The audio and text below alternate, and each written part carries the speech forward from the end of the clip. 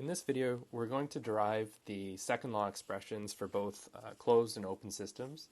And first, we're going to start with the closed system, where we have a system here with a certain total entropy inside of it. And we have associated with it work transfer. We have associated with it different heat transfers. And we've specifically noted for each heat transfer the temperature of the boundary where that occurs.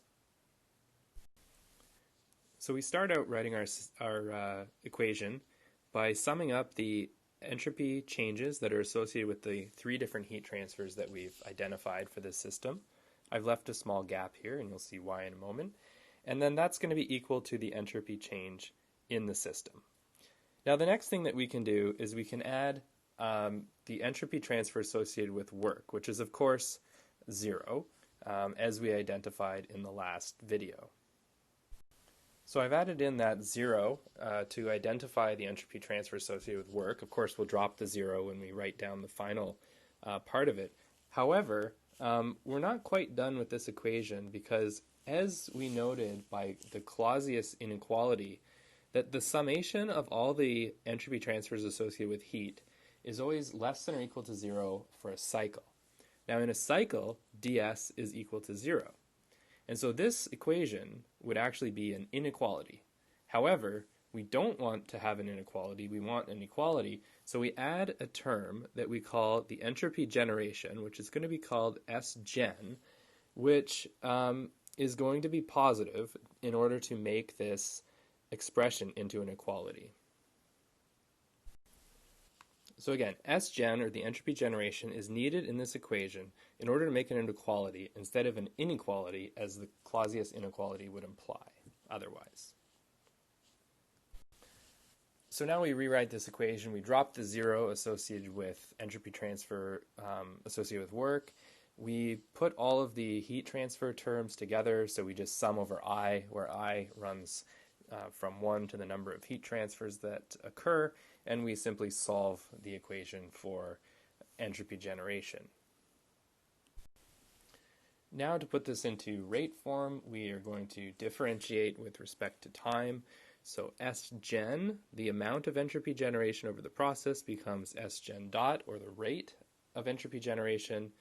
ds, when we differentiate, becomes ds dt, or the rate of change of entropy inside of the system.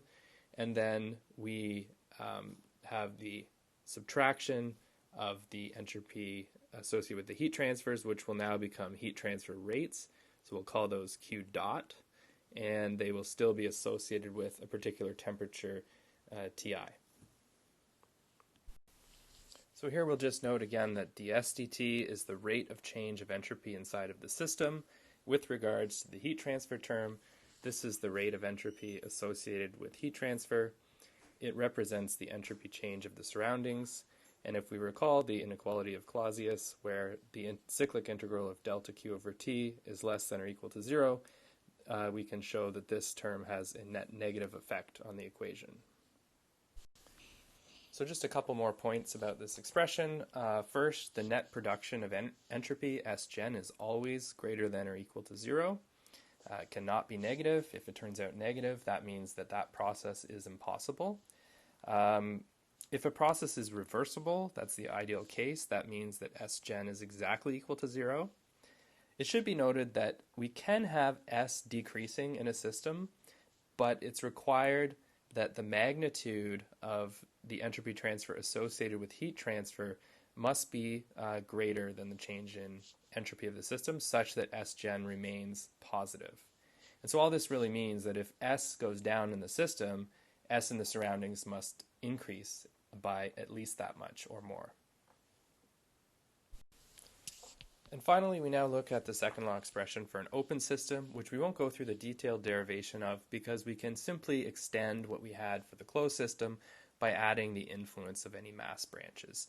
So all we have done here is we've added the entropy transfer associated with mass crossing the boundary. So here we're summing over all of the exits, m dot E times the entropy of that exit stream E, and then subtracting all of the masses coming in and the entropy associated with those input mass streams. And then as a whole, we have this expression, which we can use as our most general expression of the second law for an open system.